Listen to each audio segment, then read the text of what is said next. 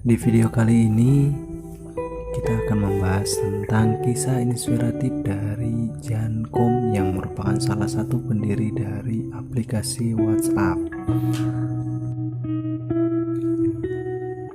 Kisah Jancom bukanlah seperti kisah pendiri startup yang lahir dari keluarga kaya raya.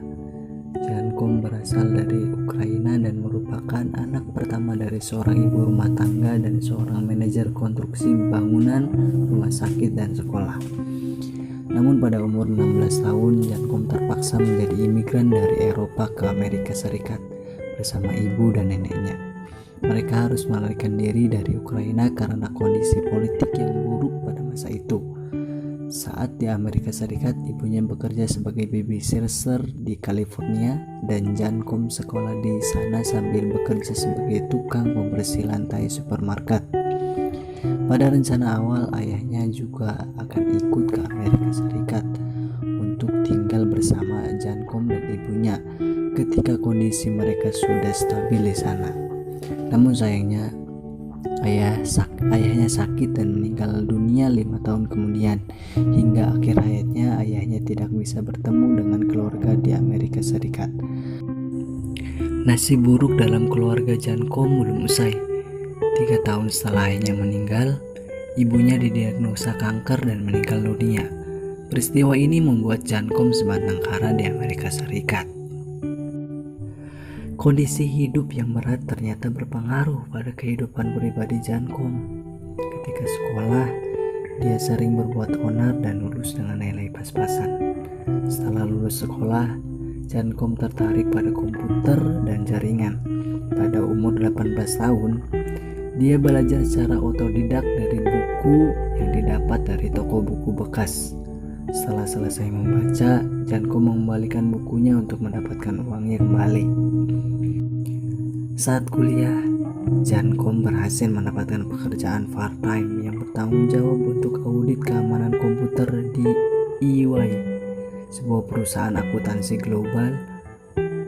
Ternyata dia berhasil diterima karena keahliannya dalam komputer dan jaringan. Bahkan sebelumnya dia aktif dalam grup online network dan komunitas hacker. Di EY, Jancom bertemu dengan Brian Acton yang merupakan karyawan dari Yahoo. Di kemudian hari, Brian Acton adalah co-founder Jancom dalam mendirikan WhatsApp.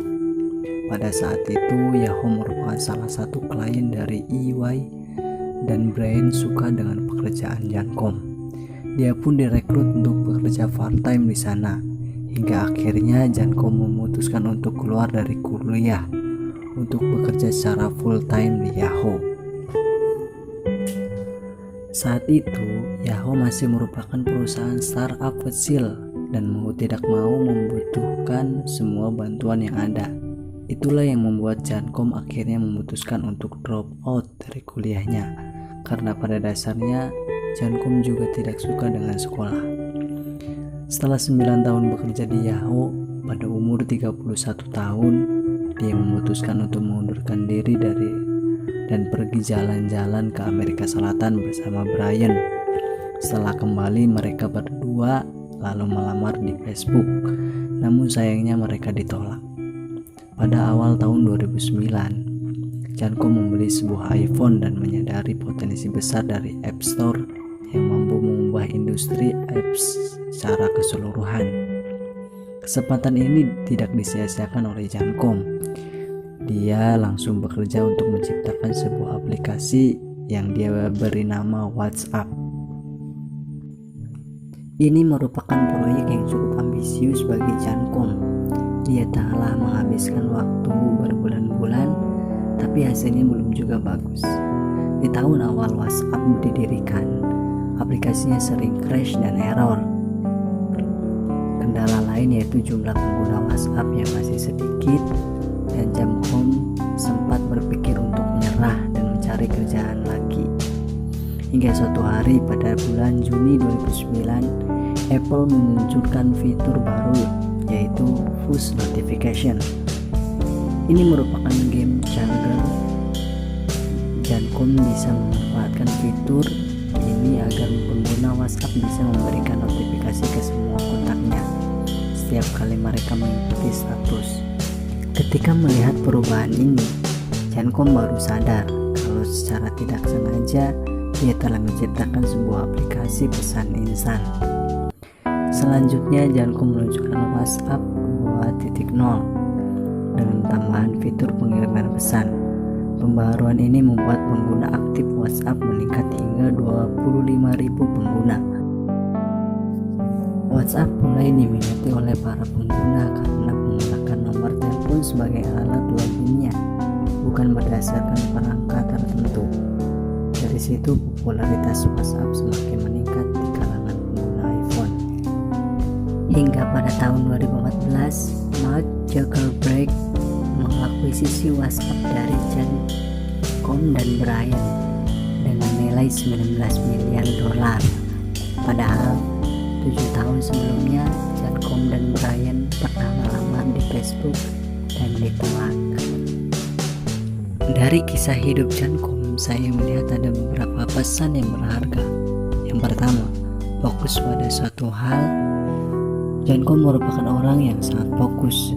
Dia sangat serius mengerjakan apa yang dia sukai. Kedua, punya prinsip yang kuat.